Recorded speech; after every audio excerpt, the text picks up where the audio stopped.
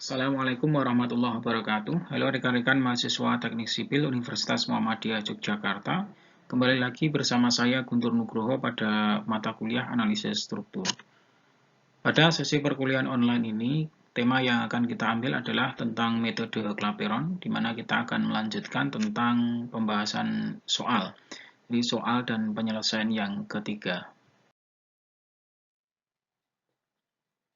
Pada soal dan penyelesaian yang ketiga, kita akan masuk kepada contoh soal, di mana kita diminta untuk menghitung. Yang pertama adalah hitung gambar bidang momen dan gaya lintang dengan metode Clapeyron. Kemudian yang kedua, hitung reaksi perletakan struktur tersebut, di mana soal ini menggunakan sebuah struktur yang dapat kita lihat ini.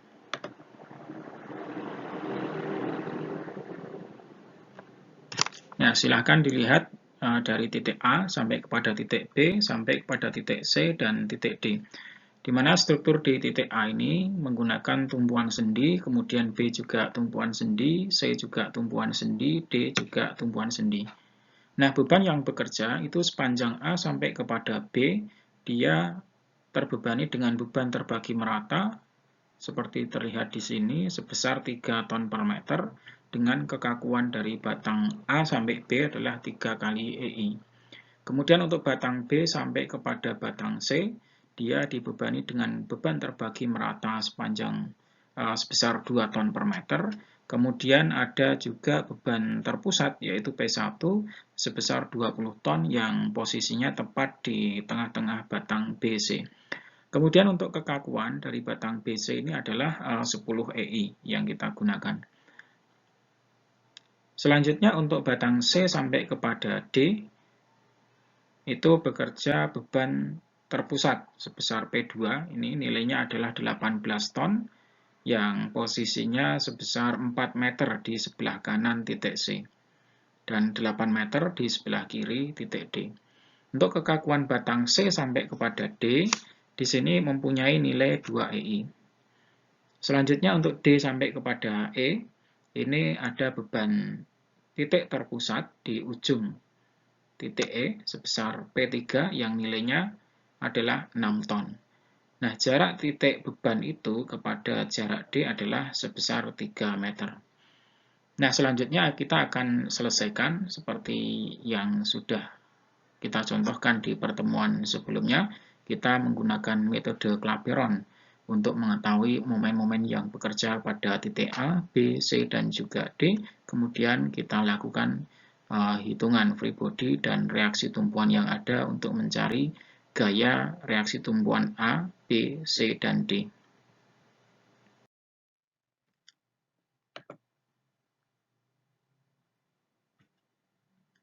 Untuk langkah yang pertama, ini teman-teman bisa melakukan perhitungan terhadap nilai sudut rotasi.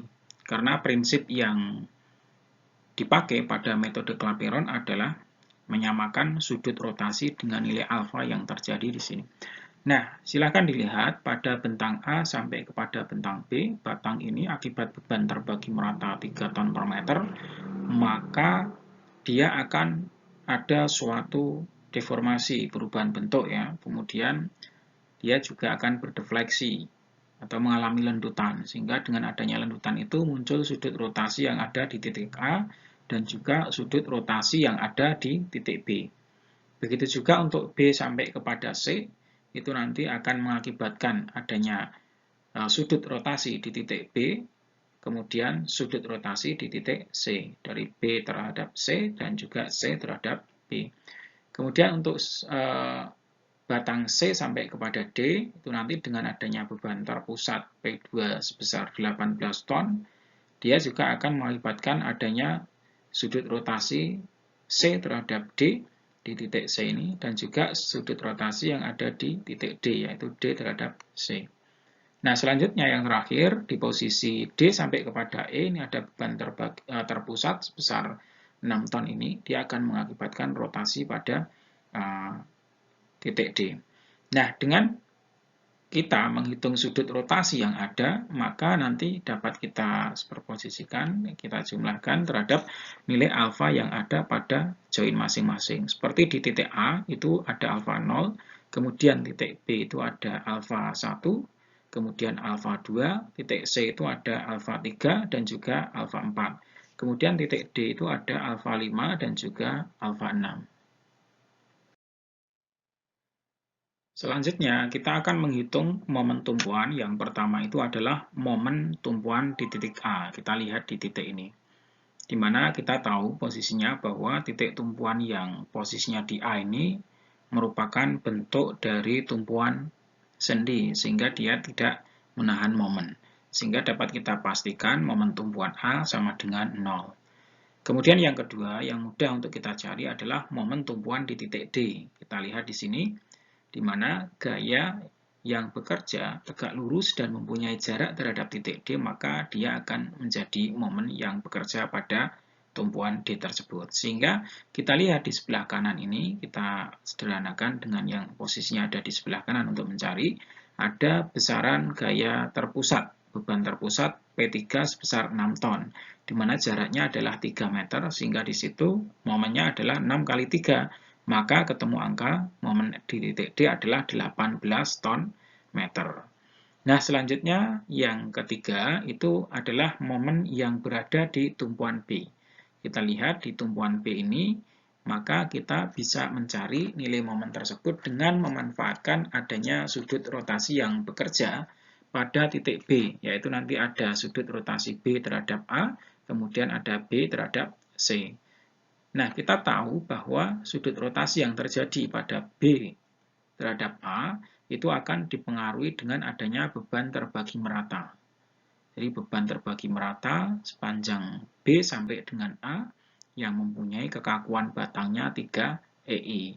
Bebannya adalah 3 ton per meter. Sehingga dengan rumus yang ada yang didapatkan dari tabel di bab 2 itu, rotasi B terhadap A atau BA sama dengan Q L pangkat 3 per 24 EI, di mana Q-nya adalah beban terbagi merata sebesar 3, kemudian dikalikan dengan L pangkat 3, L-nya adalah panjang dari titik A sampai kepada titik B, yaitu 12 meter, kemudian kita pangkatkan 3, dibagi dengan 24 EI, di mana EI-nya adalah di sini memakai 3 EI, sehingga langsung kita masukkan di sini adalah 3 EI. Sehingga dari formulasi ini kita dapatkan angka sudut rotasi B terhadap A sama dengan 72 dibagi dengan EI. Selanjutnya, selain ada sudut B terhadap A, di titik B ini juga dipengaruhi oleh sudut B terhadap C, di mana sudut B terhadap C ini adalah merupakan sudut yang dipengaruhi oleh beban terbagi merata dan juga adanya beban terpusat yang berada di tengah bentang. Dengan rumus yang didapatkan, sudut B terhadap C, ini ada Q L pangkat 3 per 24, ini akibat dari beban terbagi merata, kemudian dijumlahkan dengan PL kuadrat per 16 EI. Ini adalah akibat dari beban terpusat yang posisinya berada di tengah bentang, yaitu P1 sama dengan 20 ton. Dari situ kita bisa masukkan sudut rotasi BC sama dengan 2 kali 24 pangkat 3. Nah, ini adalah Q-nya. Q-nya sebesar 2 ton per meter, kita masukkan 2. L-nya adalah 12 plus 12, ketemu 24 pangkat 3. Kemudian dibagi 24 dikalikan EI, di mana EI di sini batang BC nilainya adalah 10 EI. Kita masukkan 10 langsung di sini. Nah, kemudian yang kedua adanya pengaruh dari beban terpusat P1 sebesar 20 ton. Sehingga kita masukkan ke dalam rumus PL kuadrat per 16 EI. P-nya adalah 20, kemudian L-nya adalah 24, kita kuadratkan, dibagi dengan 16 EI. EI-nya 10 EI kita masukkan di sini. Sehingga dari situ bisa kita sederhanakan jadi sebuah persamaan sudut theta B terhadap C atau sudut rotasi BC sama dengan 115,2 dibagi EI plus 72 dibagi dengan EI. Sehingga ketemu angka 187,2 dibagi dengan EI. Inilah sudut B terhadap C yang kita dapatkan nilainya. Setelah kita mendapatkan nilai sudut rotasi BA terhadap dan juga BC, itu nanti di metode Clapeyron kita akan mencari momen yang berada di titik B. Mari kita lihat bersama-sama. Di titik B itu dipengaruhi B terhadap A, kemudian B terhadap C, sehingga sudut rotasinya ya sudut rotasi BA plus sudut rotasi BC. Kemudian dari situ ada nilai alfa 1 plus alfa 2. Inilah sudut rotasi BA, kemudian ada sudut rotasi BC 187,2 dibagi dengan EI, kemudian ada alfa 1, ini bagian dari alfa 1, MA dikalikan LAB per 6 EI, kemudian MB dikalikan LAB dibagi dengan 3 EI. Kemudian ini adalah alfa 2. Untuk alfa 2-nya ada MB dikalikan LBC dibagi dengan 3 EI, plus MC dikalikan dengan LBC dibagi dengan 6 EI. Selanjutnya angka ini akan kita masukkan. Seperti yang sudah kita ketahui bahwa momen di titik A itu adalah 0, sehingga MA itu nilainya akan sama dengan 0. Sehingga nanti pada poin yang pertama ini, dia akan bernilai 0 seperti pada nilai yang ada di bawahnya ini. Kemudian untuk MB dikalikan dengan LAB, kita tahu MB yang kita cari, kemudian LAB adalah 12 dibagi dengan 3 EI, di mana ini EI-nya adalah 3 kita masukkan. Kemudian untuk poin yang selanjutnya ada MB dikalikan LBC per 3 EI. Ini MB yang kita cari. LBC itu dari titik B sampai kepada titik C, 12 plus 12 ketemu 24. Kita masukkan dibagi dengan 3 dikalikan dengan EI, di mana EI-nya di sini adalah kita ambil untuk batang B sampai kepada C, ada 10 EI. Kemudian untuk yang terakhir, ada MC dikalikan LB dibagi dengan 6 EI. MC-nya itu juga akan menjadi sebuah parameter, kemudian kalikan L. Dari B sampai kepada C, kita lihat 12 plus 12 ketemu 24, dibagi dengan 6 dikalikan EI, di mana di situ di batang B sampai kepada C nilainya adalah 10 EI. Nah, selanjutnya dengan adanya penyederhanaan dan operasional secara matematika, dan dengan menggunakan asumsi nilai EI sama dengan 1, didapat persamaan sebagai berikut. Ada persamaan 259,2 sama dengan 2,133 MB plus 0,4 MC. Ini kita dapatkan dari penyederhanaan yang ada di sini. Dengan EI sama dengan 1. Sehingga kita dapatkan ini adalah persamaan yang pertama. Sehingga ada momen MB, ada juga momen MC. Selanjutnya, setelah kita mendapatkan persamaan yang pertama dari titik B, maka kita akan melanjutkan untuk momen tumpuan di titik C. Di mana titik C ini melibatkan titik C terhadap B, kemudian ada C terhadap D. Nah, C terhadap B ini dipengaruhi oleh beban terbagi merata dan juga beban terpusat di tengah bentang sebesar P1. Sehingga Pi C terhadap B sama dengan Ki L pangkat 3 per 24 EI. Ini untuk pengaruh dari beban terbagi merata sepanjang 2 ton per meter. Kemudian plus PL kuadrat per 16 EI. Ini pengaruh dari beban terpusat P1 sebesar 20 ton. Selanjutnya kita masukkan Q-nya 2, kemudian L-nya 24 pangkat 3 per 24. Nah, EI-nya kita ambil dia 10 EI untuk batang C terhadap B. Kemudian P adalah 20, ini ada P1, kita masukkan ke sini, dikalikan L-nya 24 kuadrat dibagi dengan 16 dikalikan dengan EI, di mana EI-nya kita ambil untuk batang CB adalah 10, kita masukkan. Sehingga dari situ kita dapat nilai 115,2 per EI plus 72 per EI, sehingga dapat 187,2 dibagi dengan EI. Inilah sudut rotasi CB, sehingga pada titik C akibat batang dari C terhadap B. Nah, selanjutnya setelah dari CB, maka kita akan menuju C terhadap D, yang dipengaruhi oleh beban terpusat P2 sebesar 18 ton. Nah, karena posisinya tidak tepat di tengah bentangnya, sehingga rumus yang kita dapatkan dari tabel yang kedua, tabel 2, silahkan direview di bab 2, untuk mencari sudut rotasi akibat beban terpusat yang posisinya tidak di tengah bentang, rumusnya adalah P dikalikan B kalikan L2 min B L kuadrat min B kuadrat per 6 dikalikan EI dikalikan L. Sehingga kita masukkan P-nya ada 18, P2 dikalikan dengan B, B-nya adalah di sebelah kanan, ini A-nya 4, B-nya adalah 8. Maka B-nya 8, kemudian dikalikan L-nya adalah totalnya 8 plus 4, 12 kuadrat, dikurangi dengan B-nya 8, dikuadratkan. Dibagi dengan 6, dikalikan EI, kebetulan batang untuk C sampai kepada D itu adalah 2EI. Sehingga 2EI kita masukkan ke sini. Dikalikan dengan L. L-nya adalah 4 plus 12, maka 4 plus 8, maka di sini kita tuliskan 12. Ini sama dengan kita dapatkan angka 80 dibagi dengan EI. Setelah sudut rotasi C terhadap B dan C terhadap D kita dapatkan, maka akan kita samakan dengan sudut alfa yang ada di titik C, yaitu alfa 3 dan juga alfa 4. Sehingga sudut rotasi CB plus sudut rotasi CD akan sama dengan alfa 3 plus alfa 4.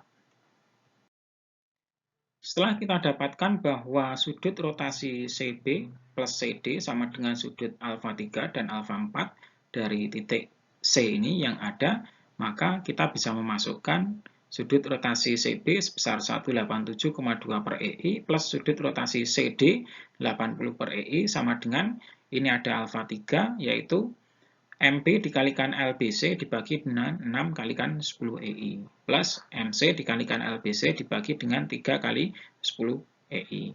Ini adalah alfa 3. Kemudian alfa 4-nya adalah MC dikalikan LCD dibagi dengan 3 dikalikan 2 EI plus MD dikalikan LCD dibagi dengan 6 dikalikan 2 EI. Selanjutnya ini akan kita masukkan nilai dari panjangnya sehingga kita ketahui bahwa di sebelah kiri 187,2 plus 80 ini ketemu 267,2 dibagi dengan EI sama dengan ada MP kemudian panjang B sampai kepada C. Jadi 12 plus 12 ketemu 24. Kemudian ada MC, ada lagi L dari B ke C yaitu 24 dibagi dengan 6 kali 10 EI, sini adalah 3 kali 10 EI, karena batang C terhadap B ini EI-nya adalah 10. Nah, setelah itu, untuk MC dikalikan LCD, MC-nya itu yang kita cari nanti, kemudian L dari C ke D itu ada 4 plus 8, maka 12.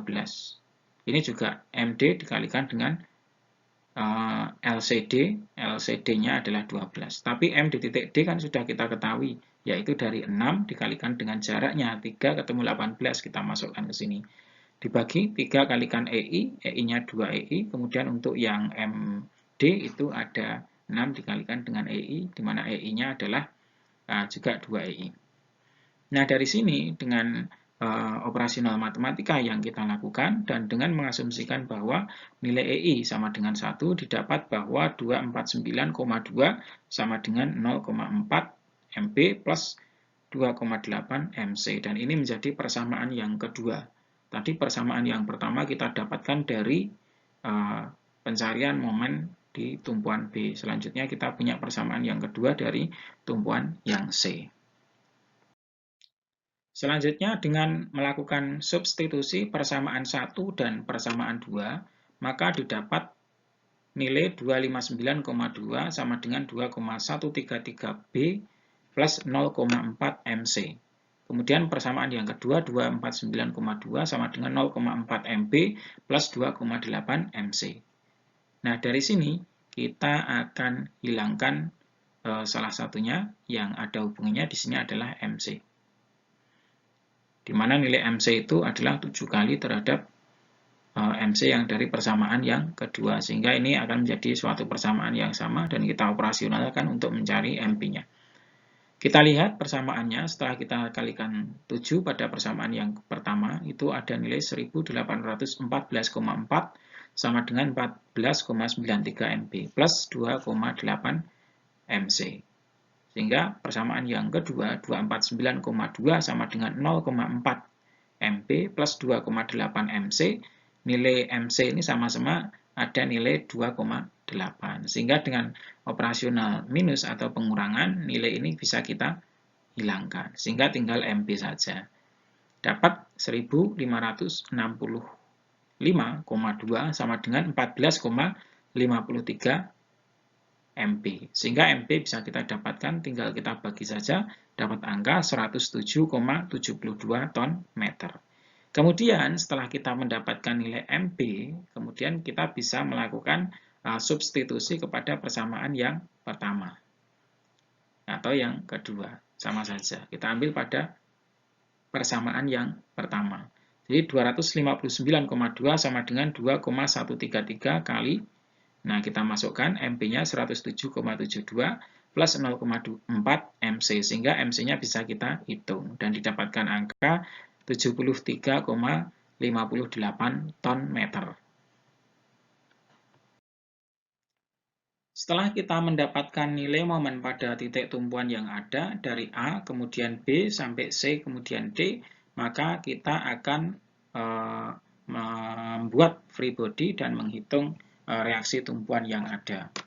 Yang pertama, momen di titik A itu dia nilainya adalah 0, sehingga ketika kita buat free body seperti gambar yang ada di sini tidak ada nilai momennya. Kemudian untuk MP-nya kita dapatkan tadi 107,72, kemudian MC-nya ada 73,54, dan MD-nya ada 18. Nah, dari situ kita bisa menghitung reaksi tumpuan yang ada pada masing-masing titik tumpuan dari A, B, C, sampai kepada titik D. Caranya adalah yang pertama, kita lihat ini ada nilai 18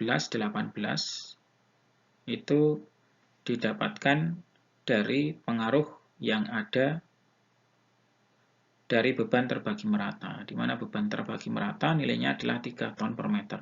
Kemudian di sini mempunyai panjang, jadi panjang dari A sampai kepada B. Kita kalikan, kemudian dia menjadi resultan. Setelah itu kita bagi 2 di titik A dan juga di titik B, ketemu angka masing-masing 18. Kemudian yang kedua, ini ada angka 8,98, ini juga sama. Itu berasal dari momen yang bekerja pada titik B, di mana momennya ini searah dengan arah jarum jam. Sehingga arahnya mengangkat.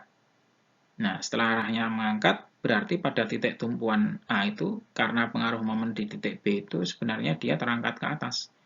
Maka reaksi tumpuan di sini digambarkan dia itu menahan dan menarik ke bawah. Besarnya berapa? Besarnya adalah momen dibagi dengan jarak. Jarak dari A sampai kepada B. Sehingga 107,72 dibagi jaraknya, maka akan ketemu angka 8,98. Dan di titik B juga nilainya sama, tetapi posisinya naik, karena tepat berada di bawah titik momen yang bekerja. Selanjutnya, dari B sampai kepada C, kita juga tahu yang pertama ini akibat pengaruh dari beban yang bekerja di sini. Jadi data yang kita punya bahwa nanti akan ada beban bekerja. Pertama, beban terbagi merata. Ini adalah 2 ton. Kita kalikan dengan panjangnya. Panjangnya di situ adalah 12 plus 12 sehingga 24. Kemudian resultannya kita dapatkan berada di tengah bentangnya. Setelah itu kita bagi. Kita bagi terhadap titik B dan juga titik C. Kemudian yang kedua, itu akibat adanya beban momen yang bekerja di sebelah kiri dan juga sebelah kanan, nanti akan didapat nilai masing-masing 4,49 dan juga 3,07. Jadi 34 ini didapatkan penjumlahan dari resultan akibat beban terbagi merata plus P1 kemudian dibagi 2. Ada jaraknya di sini 24, kalikan 2 ketemu 48, nah 48 ditambah 20 ketemu 68. Sehingga 68 kita bagi menjadi 2, maka ketemu 34 di masing-masing titik ini. Selanjutnya, akibat momen yang bekerja, ini tinggal kita bagi dengan jaraknya saja, 107,72 kita bagi dengan jaraknya, di sini juga 73,8 kita bagi jaraknya, maka akan ketemu angka-angka yang ada di sini. dia akan berkebalikan akibat beban yang bekerja. Momen di titik B, nah ini posisi arahnya, momennya berlawanan arah dengan jarum jam. Sehingga kalau kita bagi 24, ketemunya 4,99. Kalau di titik C ini posisinya arahnya ke bawah. Karena pada faktanya dia akan terangkat ke atas, sehingga ujung tumpuan di titik C akan terangkat ke atas, maka reaksi tumpuan sebenarnya narik ke bawah. Nanti untuk 73,58 itu juga sama. Kita bagi 24, kita dapatkan 3,07, di titik B akan terangkat ke bawah. Karena ini arah momennya adalah ke sini. Sehingga ngangkat ke atas. Di ujungnya ini akan terangkat, maka reaksi tumpuan bekerjanya adalah narik ke bawah. Nah, untuk di sini juga sama, 3,07, arahnya ke atas karena tepat di bawah titik momen yang bekerja. Nah, selanjutnya untuk batang C sampai kepada D, kita lihat ini ada pengaruh P2, yaitu 18 yang posisinya itu tidak tepat berada di tengahnya, sehingga di posisi kiri itu dapat 12, posisi kanannya dapat 16, dapat 6, sehingga ini kalau kita jumlahkan sama dengan 18. Kemudian untuk momennya, ini dari 73,58 itu kita bagi dengan jaraknya di sini tadi. Jaraknya tadi kita dapatkan kan 4 plus 8, yaitu 12. Maka ini kita bagi 12. Dapat 6,13. Yang ini juga kita bagi 12. Dapat 1,5 yang bekerja di titik C, kemudian titik D. Kemudian yang terakhir, itu ada momen, ada reaksi tumpuan akibat beban P3 di titik D, yaitu P3 adalah 6, maka dia reaksi tumpuan juga bekerja sama dengan 6. Nah, dari sini setelah kita total dari titik A, titik B, titik C, dan juga titik D, didapatkan angka di titik A itu ada 9,02. Kemudian di titik B, RB-nya sama dengan 28,98 plus 35,42. Sama dengan 64,40. Satuannya ton. Ini posisinya di sini. Kemudian untuk RC, itu posisinya di sini ada 32,58. Kita jumlahkan dengan 16,63. Dapatnya 49,11. Nah, kemudian untuk RD ada di sini. Nah, ini kita dapatkan 1,37 plus 6 menjadi 7,37 ton. Sehingga kita dari langkah yang kedua sudah kita adakan free body diagram, kemudian dari situ kita bisa menghitung reaksi tumpuan, yaitu RA, kemudian RB, RC, dan juga RD. Selanjutnya, untuk menghitung gaya lintang, kita bisa lihat di sini. Tadi kita sudah bisa menghitung nilai RA, kemudian RB, kemudian ada data RC, kemudian juga R di titik D, atau reaksi tumpuan di titik D, maka kita akan aplikasikan dari titik A. Nah, titik A ini adalah pengaruh dari reaksi tumpuan A, sebesar 9,02. Ini posisinya di sini. Nah, ini teman-teman lihat di sini, maka dia akan naik ke atas akibat RA.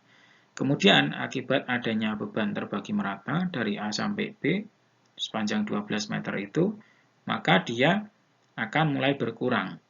Nah, berkurang sampai kepada titik B, akibat beban terbagi merata itu, di sini, nah, dia akan turun. Terus turun ke bawah. Sampai ketemu minus 28,98. Kemudian di sini dia ketemu dengan RB yang posisinya positif. Sehingga kita jumlahkan dengan reaksi tumpuan di titik B, maka dia akan bisa naik ke atas. Naik ke atas dari sini. Silakan dilihat, naik ke atas terus dari negatif 28,98 dia menjadi positif 35,42. Ini pengaruh dari reaksi tumpuan yang ada di titik B. Selanjutnya, akibat beban terbagi merata dari B sampai kepada F, maka dia akan turun pada titik F ini. Ditambah dengan pengaruh beban titik yang ada dari 11,40, kemudian dapat minus 20, minus 20-nya dari P1, sehingga jadi minus 8,58. Ditambah lagi, geser ke kanan dari F sampai kepada C, akibat beban terbagi merata, maka dari minus 8,58 menjadi minus 32,58. Nah, di titik C ini dia akan ketemu dengan reaksi tumpuan yang ada di situ.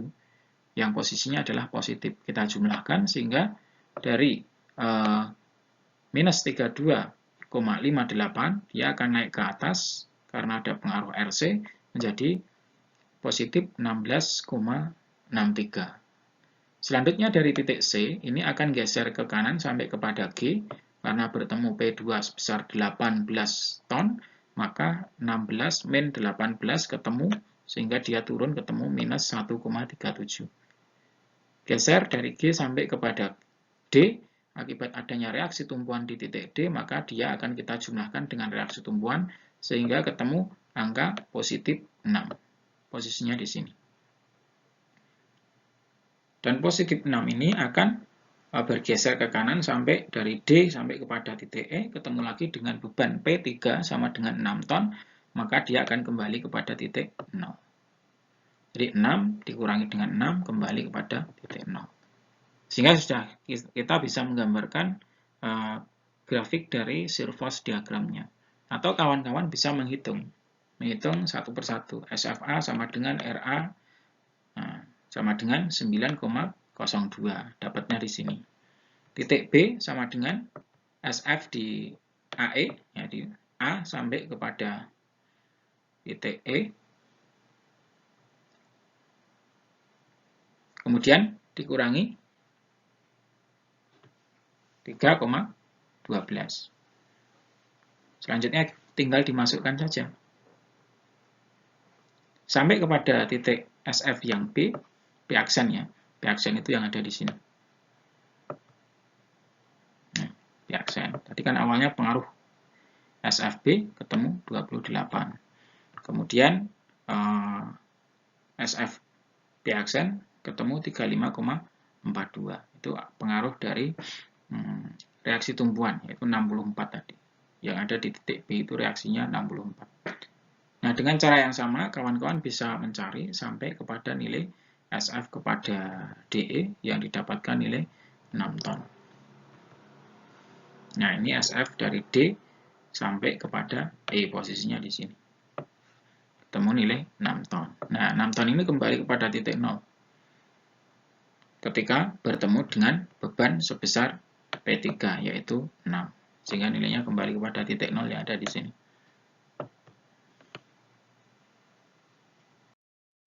Nah, kemudian yang ketiga adalah bidang momen. Setelah kita mengetahui adanya reaksi di tumpuan A, kemudian reaksi tumpuan B, reaksi tumpuan C, dan D, maka kita bisa mencari momen yang ada pada semua titik yang ada di struktur ini. Namun demikian, kita sudah melakukan perhitungan bahwa momen di titik A itu adalah 0, kemudian momen titik B min 107,72, kemudian momen titik C itu ada 73,58, momen di titik D itu ada 1,5 ton. Jadi ada di titik D ini akibat beban yang bekerja di sebelah kanan yang sudah kita hitung tadi.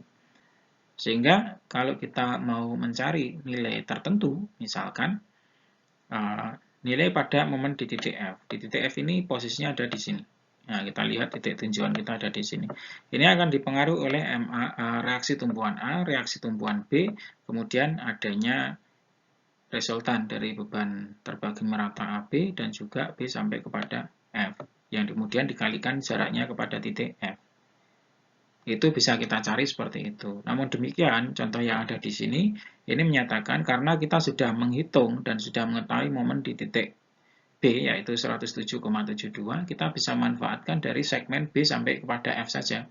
Sehingga di titik B itu ada reaksi tumpuan sebesar 35,42, kalikan 12 itu jaraknya pada titik F ini.